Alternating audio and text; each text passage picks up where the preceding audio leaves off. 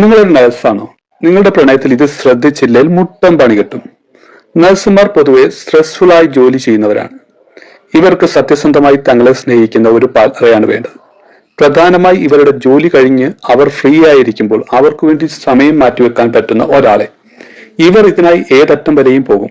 കല്യാണം കഴിക്കാൻ പോകുന്ന പയ്യന് ജോലി വേണം എന്നൊന്നും ഇവർക്ക് നിർബന്ധമില്ല.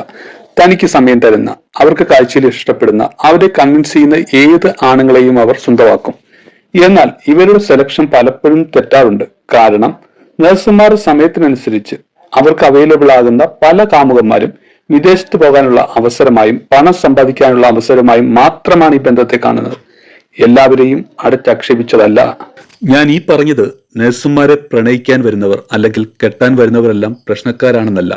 നല്ലൊരു ശതമാനം പേരുടെയും അട്രാക്ഷൻ നിങ്ങളുടെ ജോലിയാണ്, അല്ലാതെ നിങ്ങളല്ല എന്ന് മനസ്സിലാക്കുക. ജീവിതകാലം മുഴുവനും ഒരാൾ നമ്മളിൽ നിന്നും പണം പ്രതീക്ഷിച്ചാൽ, നമ്മൾ പണം കായ്ക്കുന്ന മരമായി അയാൾക്ക് തോന്നിയാൽ ആരായാലും പ്രണയിക്കും.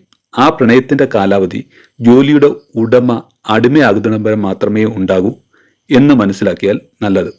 നഴ്സുമാരെ കെട്ടി ജീവനതുല്യം സ്നേഹിച്ച് ജീവിക്കുന്ന ഭർത്താക്കന്മാരോട് ക്ഷമ ചോദിക്കുന്നു. നിങ്ങൾ ആ മാലാഹയ്ക്കൊപ്പം സുഖമായി ജീവിക്കൂ.